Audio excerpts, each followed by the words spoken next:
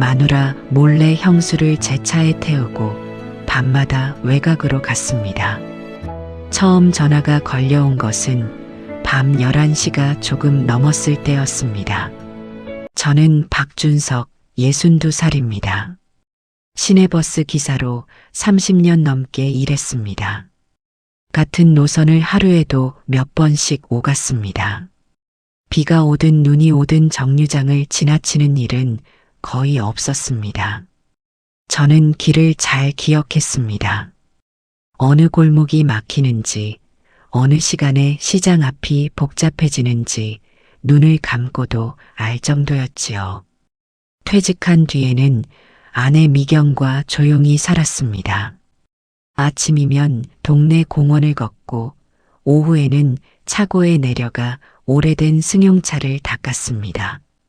미경은 그런 저를 보며 버스 운전은 그만뒀어도 운전대 곁을 떠나지는 못한다고 놀렸습니다. 차하고 같이 늙으려고 그래요? 사람보다 차가 말은 잘 들어. 제가 웃으며 대답하면 미경은 못마땅한 척 고개를 저었습니다. 저에게는 3살 위에 형 상호가 있었습니다. 형은 말수가 적었습니다. 표현도 서툴렀습니다. 그래도 제가 버스회사에 들어갈 때 보증을 서줬고 결혼할 때 부족했던 전세금도 빌려줬습니다. 형은 돈을 갚겠다는 제 말에 늘 같은 대답을 했습니다. 형제끼리 그런 것까지 따지면 남보다 못한 거야. 형은 1년 전 갑작스러운 심장마비로 세상을 떠났습니다. 전날까지도 멀쩡하게 통화했던 사람이었습니다. 그래서인지 장례를 치르고도 한동안 형이 없다는 사실이 실감나지 않았습니다. 형수 이정숙은 저보다 2살 많았습니다. 형과 38년을 살았습니다. 장례식장에서 형수는 한 번도 크게 울지 않았습니다. 조문객에게 고개를 숙이고 식사를 챙기고 딸 하은을 위로했습니다. 모든 일이 끝난 뒤 제가 함께 살 사람을 구해보자고 했지만 형수는 거절했습니다. 아직은 혼자 지낼 수 있어요. 딸 하은은 다른 지역 병원에서 간호사로 일하고 있었습니다. 형수는 딸에게 짐이 되고 싶지 않다고 했습니다. 겉으로 보기에는 잘 지내는 것 같았습니다. 집도 늘 정돈되어 있었고 형의 기일도 잊지 않았습니다. 가족 모임에 나오면 오히려 다른 사람들을 먼저 챙겼지요. 그래서 그날 밤 전화가 왔을 때도 큰일이라고 생각하지 않았습니다. 형수님, 이 시간에 무슨 일이세요? 전화기 너머로 가쁜 숨소리가 들렸습니다. 도련님, 차 좀 가지고 와줄 수 있어요? 어디가 편찮으십니까? 외곽으로 가야 해요. 저는 벽시계를 바라봤습니다. 지금요? 형수는 한동안 아무 말도 하지 않았습니다. 그리고 아주 작은 목소리로 말했습니다. 그 사람이 기다리고 있어요. 그 사람이 누구인지는 묻지 않아도 알 수 있었습니다. 이미 세상을 떠난 형이었습니다. 저는 형수가 잠결에 혼란을 느낀 것이라고 생각했습니다. 직접 가서 진정시키면 될 것 같았습니다. 미경에게는 형수 집에 잠깐 다녀오겠다고만 말했습니다. 형수는 아파트 입구에 서 있었습니다. 얇은 외투를 입고 작은 손가방을 가슴에 안고 있었습니다. 가로등 아래 선 얼굴은 유난히 창백해 보였습니다. 어디로 가면 됩니까? 형수는 조수석에 앉아 안전벨트를 맸습니다. 외곽 국도로 가주세요. 가다 보면 기억날 거예요. 도시를 벗어나자 건물의 불빛이 줄었습니다. 가로등 사이가 점점 멀어졌고 검은 눈밥만 차창 밖으로 흘러갔습니다. 형수는 창문 가까이 얼굴을 대고 밖을 살폈습니다. 큰 느티나무가 있었어요. 어느 마을입니까? 빨간 지붕도 있었고요. 버스 정류장 옆이었어요. 1시간 넘게 돌아다녔지만 형수가 말한 장소는 나오지 않았습니다. 제가 차를 돌리려 하자 형수는 초조한 표정으로 손가방을 열었다 닫았습니다. 상호 씨가 분명히 거기 있다고 했어요. 형님은 돌아가셨습니다. 형수는 저를 바라봤습니다. 잠시 낯선 사람을 보는 듯한 눈빛이었습니다. 누가 돌아가셨다고요? 저는 아무 말도 하지 못했습니다. 몇 초 뒤 형수는 고개를 숙였습니다. 미안해요. 제가 잠깐 이상한 말을 했네요. 돌아오는 길에 형수는 조수석에서 잠이 들었습니다. 집 앞에 도착해 깨우자 형수는 주변을 둘러봤습니다. 제가 왜 도련님 차에 타고 있지요? 등 뒤로 식은땀이 흘렀습니다. 외곽에 가자고 하셨습니다. 제가 그랬어요? 형수는 두 손으로 얼굴을 감쌌습니다. 잠시 뒤 가방에서 구겨진 병원 봉투 하나가 떨어졌습니다. 제가 주워 건네려는 순간 봉투 위에 글자가 보였습니다. 신경과 인지기능 검사. 형수는 급히 봉투를 빼앗았습니다. 딸에게는 말하지 말아주세요. 병원에 다녀오신 겁니까? 형수는 대답하지 않았습니다. 그저 어두운 아파트 현관을 바라보며 말했습니다. 아직 확인된 건 아무것도 없어요.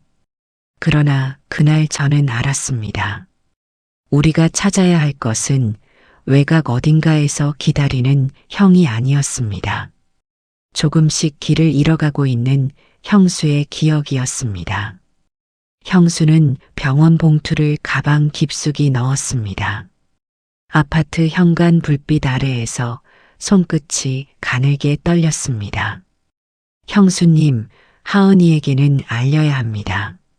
아직은 안 돼요.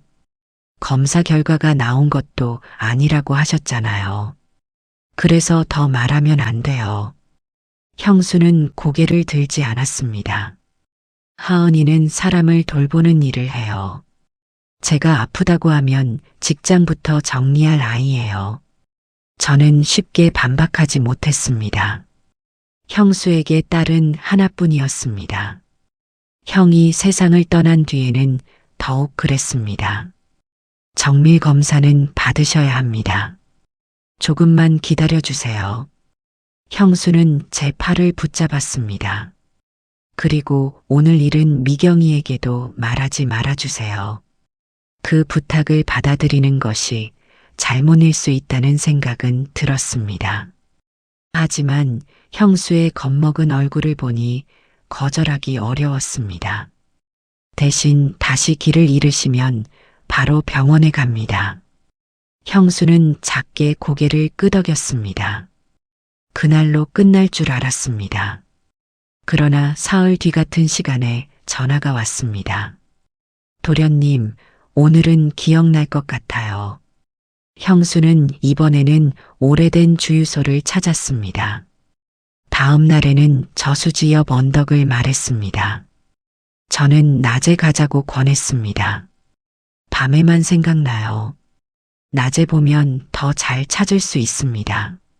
아니에요. 그 사람은 늘 퇴근하고 저를 데리러 왔어요. 형수의 기억 속 시간은 아직 형이 살아있던 저녁에 머물러 있었습니다. 저는 아내 미경에게 동창동철을 만난다고 했습니다. 어떤 날에는 잠이 오지 않아 운전하고 온다고 둘러댔습니다. 미경은 처음에는 별말을 하지 않았습니다. 그러나 제가 밤마다 외출하기 시작하자 표정이 달라졌습니다.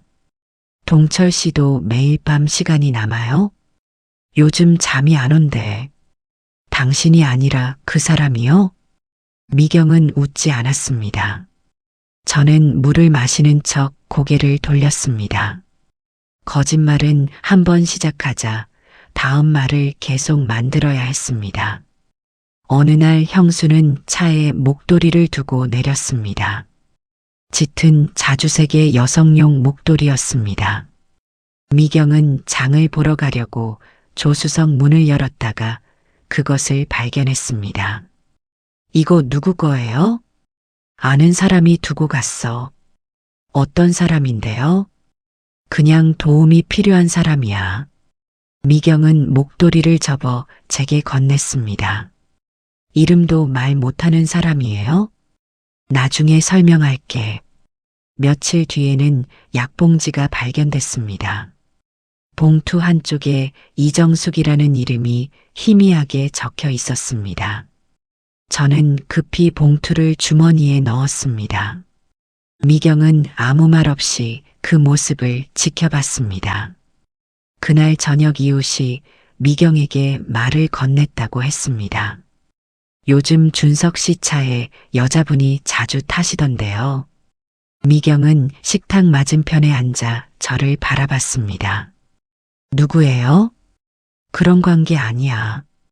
무슨 관계인지 물은 게 아니에요. 미경의 목소리는 낮았습니다. 누구냐고 물었어요. 저는 형수와의 약속을 떠올렸습니다. 지금은 말할 수 없어. 미경의 눈빛이 굳었습니다. 말할 수 없는 여자를 밤마다 태우고 다니는 거예요? 조금만 기다려줘. 얼마나 기다려야 하는데요? 저는 대답하지 못했습니다. 미경은 외도라는 말을 직접 꺼내지 않았습니다. 그렇지만 제가 침묵할수록 의심은 더 커졌습니다. 당신이 다른 사람을 돕는 거라면 내가 왜 알면 안 돼요? 그 사람 사정이 있어. 그럼 나는 당신한테 아무것도 아닌가요? 미경은 자리에서 일어났습니다. 당신이 누구를 만나는지보다 나한테 계속 거짓말하는 게 더 무서워요. 방문이 닫힌 뒤에도 저는 한참 식탁에 앉아 있었습니다. 형수의 비밀을 지키는 것이 옳다고 생각했습니다. 하지만 그 비밀 때문에 아내가 무너지고 있었습니다. 다음 날 형수에게 더는 밤에 외곽으로 갈 수 없다고 말했습니다. 병원부터 갑시다. 형수는 창밖만 바라봤습니다. 한 번만 더 가면 찾을 수 있어요. 무엇을 찾는지도 모르시잖아요. 그 사람이 저한테 남긴 게 있어요. 형수는 눈을 감았습니다. 그것만 찾으면 병원에 갈게요. 저는 결국 마지막 한 번만 더 가기로 했습니다. 미경에게는 동철과 약속이 있다고 말했습니다. 집을 나설 때 아내는 제 얼굴을 보지 않았습니다. 그날 밤 형수는 저수지 근처에서 갑자기 차를 세워달라고 했습니다. 상호 씨가 저기 있어요. 형수님, 아무도 없습니다. 형수는 안전벨트를 풀었습니다. 분명히 저를 불렀어요. 제가 맞기도 전에 형수는 차에서 내렸습니다. 어두운 농로를 향해 빠르게 걸어갔습니다. 차를 세우고 뒤따라갔지만 몇 초 사이 형수의 모습은 보이지 않았습니다. 빗방울이 앞유리를 두드리기 시작했습니다. 저는 손전등을 들고 이름을 불렀습니다. 형수님, 대답은 없었습니다. 그 순간 멀리서 자동차 한 대가 멈추는 소리가 들렸습니다. 헤드라이트 사이로 누군가 내렸습니다. 아내 미경이었습니다. 미경은 젖은 얼굴로 저를 바라봤습니다. 그리고 떨리는 목소리로 물었습니다. 당신이 숨긴 사람이 형님이었어요? 미경은 헤드라이트 앞에 서 있었습니다. 우산도 쓰지 않은 채였습니다. 머리카락과 옷이 빗물에 젖어 몸에 달라붙어 있었습니다. 당신이 숨긴 사람이 형님이었어요? 저는 바로 대답하지 못했습니다. 형수가 사라진 농로를 바라봤습니다. 설명은 나중에 할게. 지금 형수님부터 찾아야 해.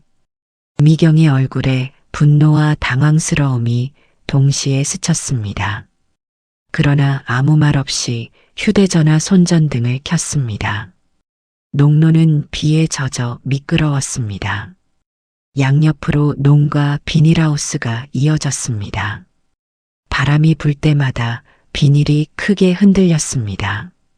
형수님, 제가 이름을 불렀습니다. 대답은 없었습니다.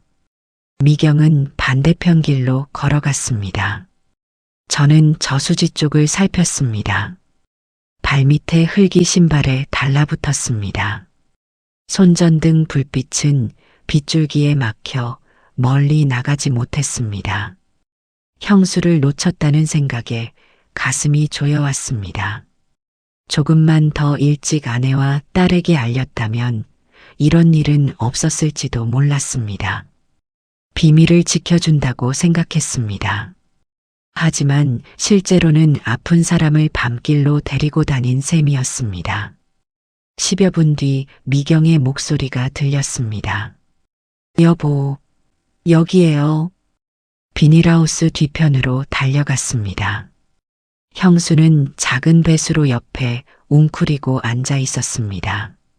신발 한 짝은 벗겨져 있었고 바지 끝에는 진흙이 묻어 있었습니다. 두 팔로 무릎을 감싼 채 앞만 바라보고 있었습니다.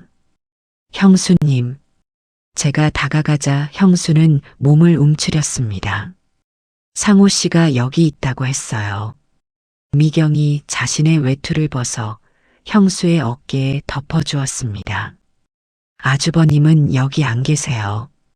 형수는 미경을 올려다봤습니다. 제가 잘못 들은 걸까요? 미경은 잠시 입술을 깨물었습니다. 그럴 수도 있어요. 그리고 형수의 손을 잡았습니다. 그래도 형님 혼자 두지는 않을게요. 우리 집에 가요. 차 안으로 돌아왔을 때 세 사람 모두 흠뻑 젖어 있었습니다. 히터를 가장 세게 틀었습니다. 형수는 뒷좌석에 앉아 떨리는 손을 무릎 위에 올려놓았습니다. 한동안 누구도 말하지 않았습니다. 미경이 먼저 침묵을 깼습니다. 언제부터였어요? 저는 외곽으로 나왔던 일과 병원 봉투를 발견한 일을 모두 말했습니다. 형수가 딸에게 알리지 말아달라고 부탁했고 남편이 무언가를 남겼다는 기억을 따라 여러 번 길을 찾았다는 사실도 설명했습니다. 미경은 끝까지 제 말을 들었습니다. 형님을 도운 건 잘못이 아니에요. 알아. 아니요. 아직 모르는 것 같아요. 미경은 저를 똑바로 바라봤습니다. 당신은 내가 형님을 억지로 병원에 보내거나 하은이 씨 인생을 망치게 할 사람이라고 생각했어요? 그런 뜻은 아니었어. 그럼 왜 나를 빼놓았어요? 저는 대답할 수 없었습니다. 미경의 목소리는 크지 않았습니다. 그래서 더 아프게 들렸습니다. 당신 혼자 좋은 사람 되려고 했어요. 형수가 고개를 숙였습니다. 미경아, 내가 말하지 말라고 했어. 미경은 뒤를 돌아봤습니다. 형님도 잘못했어요. 형수의 어깨가 움찔했습니다. 아픈 게 잘못이라는 뜻은 아니에요. 혼자 해결하려 한 게 잘못이에요. 미경은 잠시 숨을 고른 뒤 말을 이었습니다. 도움받는다고 딸 인생을 빼앗는 건 아니에요. 형수의 눈에서 눈물이 흘렀습니다.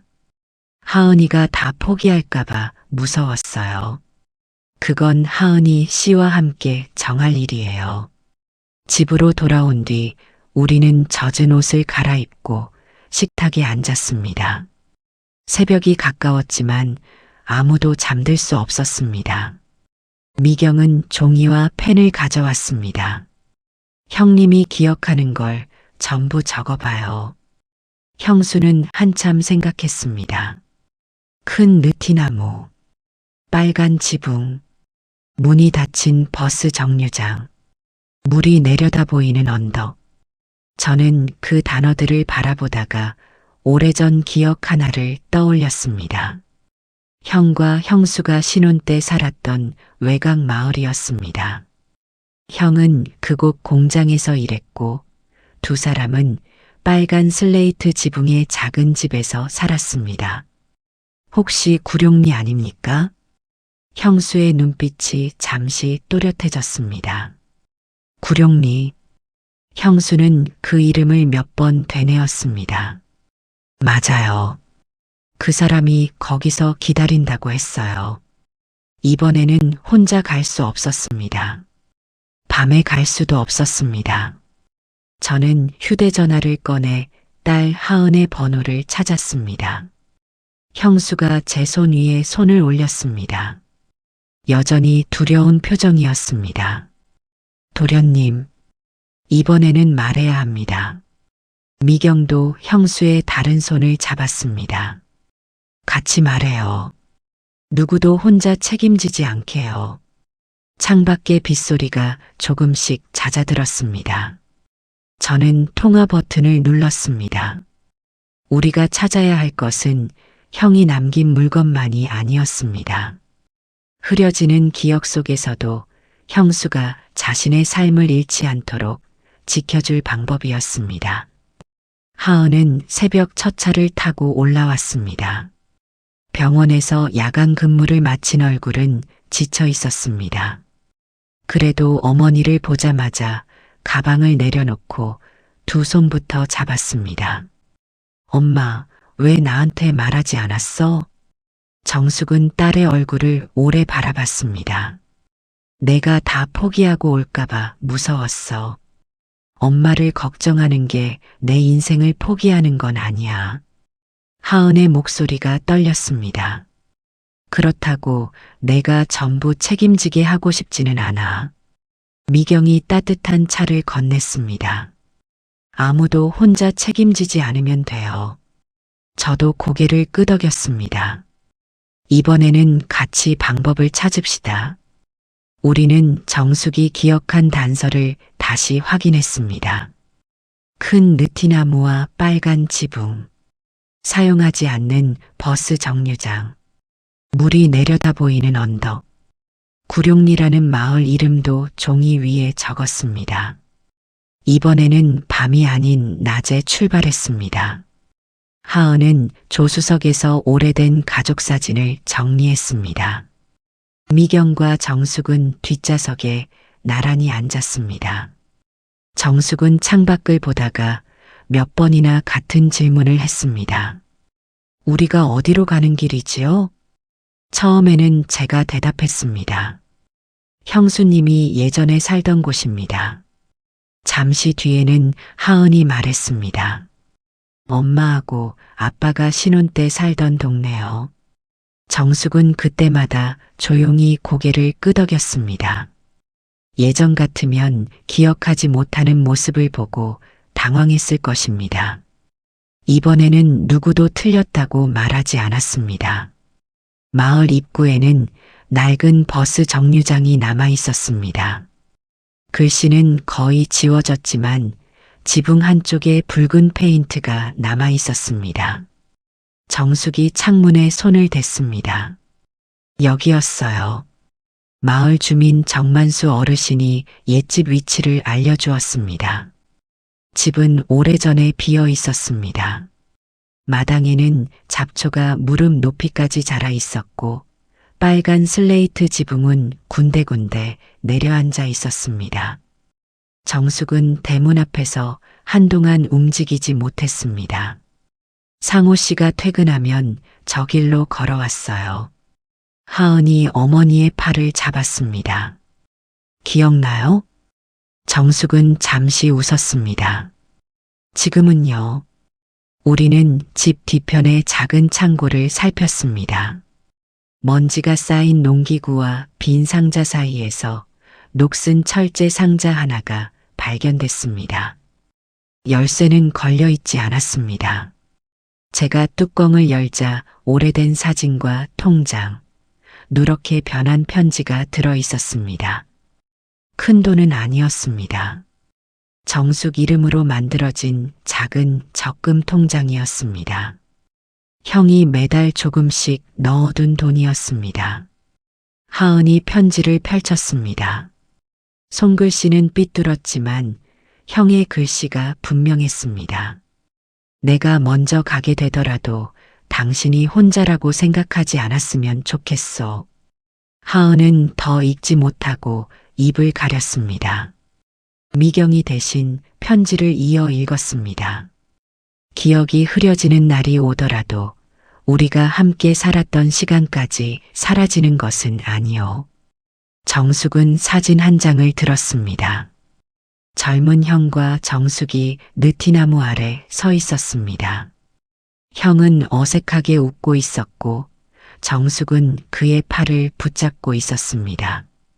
정숙은 사진 속 남자를 가리켰습니다. 이 사람 이름이 뭐였지요? 하은의 눈에 눈물이 맺혔습니다. 저는 대답하려 했지만 미경이 제 팔을 가볍게 잡았습니다. 정숙은 사진 속 젊은 자신을 바라보며 말했습니다. 이 사람 옆에 있는 여자가 참 행복해 보이네요. 하은은 어머니의 어깨에 머리를 기대었습니다. 행복했대요. 엄마가 전에 말해줬어요. 정숙은 딸의 손을 꼭 잡았습니다. 기억은 완전하지 않았습니다. 하지만 그 순간 누구도 정숙에게 이름을 외우라고 하지 않았습니다. 사진 속 행복이 실제로 존재했다는 사실만 함께 지켜주었습니다. 집으로 돌아오는 길, 정숙은 정밀 검사를 받겠다고 말했습니다. 도망 다니는 건 이제 그만할게요.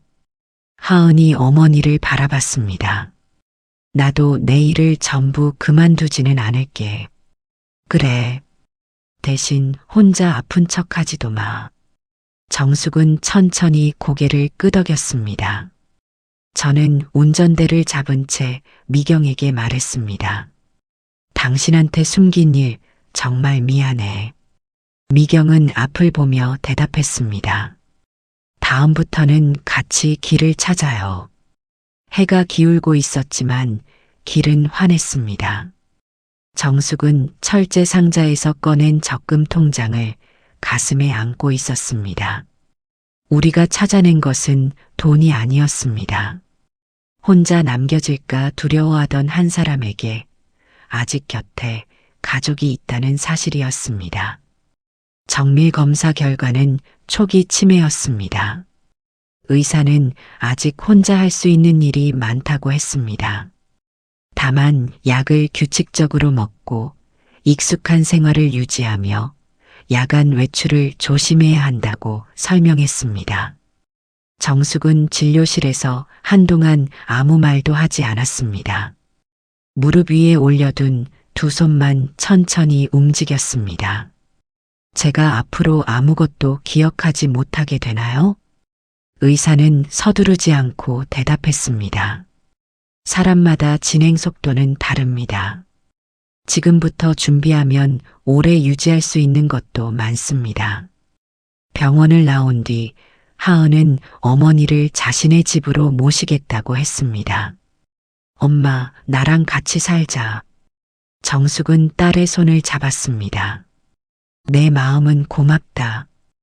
혼자 계시게 할 수는 없어. 혼자 버려두라는 게 아니야. 정숙은 잠시 숨을 골랐습니다. 내가 할 수 있는 것까지 내가 대신하지는 말아줘. 하은은 바로 대답하지 못했습니다. 미경이 두 사람 사이에 앉았습니다. 한 사람이 전부 책임질 필요는 없어요. 우리는 정숙의 집에서 함께 생활 계획을 세웠습니다. 냉장고에는 약 먹는 시간과 병원 날짜를 적은 큰 달력을 붙였습니다. 현관에는 외출할 때 챙길 물건을 적어두었습니다. 휴대전화에는 긴급 연락 기능을 설정했습니다. 하은은 주말마다 올라오기로 했습니다. 저와 미경은 평일에 번갈아 들르기로 했습니다. 정숙은 동네 복지관의 인지 프로그램에도 다니기 시작했습니다. 처음에는 사람들이 자신을 이상하게 볼까 걱정했습니다. 그러나 그곳에서는 누구도 기억을 시험하지 않았습니다. 노래를 부르고 그림을 그리고 어제 먹은 반찬을 천천히 적었습니다. 정숙은 작은 공책에 기억일기도 쓰기 시작했습니다.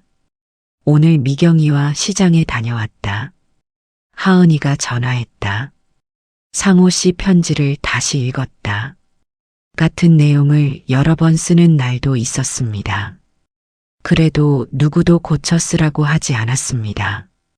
중요한 것은 정확한 기록보다 정숙이 오늘을 살아냈다는 사실이었습니다. 저와 미경 사이도 조금씩 편안해졌습니다. 어느 저녁 저는 아내에게 다시 사과했습니다. 형수님을 돕는다는 생각만 했지 당신이 받을 상처는 생각하지 못했어. 미경은 한참 뒤 대답했습니다. 나는 당신이 다른 사람을 만났을까봐 무서웠던 것도 맞아요. 미안해. 그런데 더 무서웠던 건 당신이 나 없이도 모든 일을 결정할 수 있다고 생각한 거예요. 저는 아내의 손을 잡았습니다. 다음부터는 먼저 말할게. 미경도 제 손을 마주 잡았습니다. 나도 혼자 의심하지 않고 물어볼게요. 완전히 잊힌 일은 아니었습니다. 하지만 우리는 상처를 없던 일로 만들기보다 같은 일이 반복되지 않도록 약속했습니다. 봄이 가까워진 어느 날 우리는 다시 외곽으로 향했습니다. 이번에는 밤이 아니었습니다. 햇빛이 들판 위에 길게 내려앉아 있었습니다. 정숙은 뒷좌석에서 사진첩을 넘겼습니다. 차가 구룡리 방향으로 들어서자 정숙이 물었습니다. 우리가 어디로 가는 길이지요? 예전 같으면 가슴이 철렁했을 것입니다.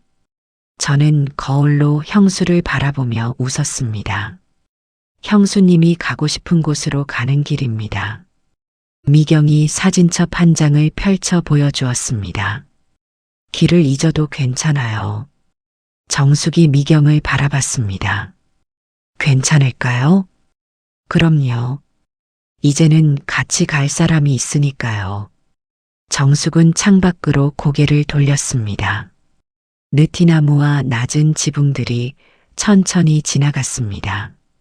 잠시 뒤 정숙이 웃었습니다. 이 길은 왠지 따뜻하네요.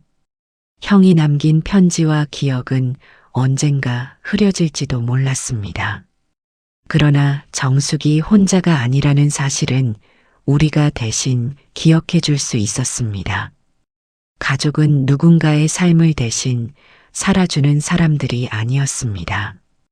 길을 잃었을 때 손을 내밀고 다시 방향을 찾을 때까지 같은 속도로 걸어주는 사람들이었습니다. 차는 어두운 밤길이 아니라 환한 국도를 천천히 달렸습니다. 이번에는 아무도 목적지를 재촉하지 않았습니다.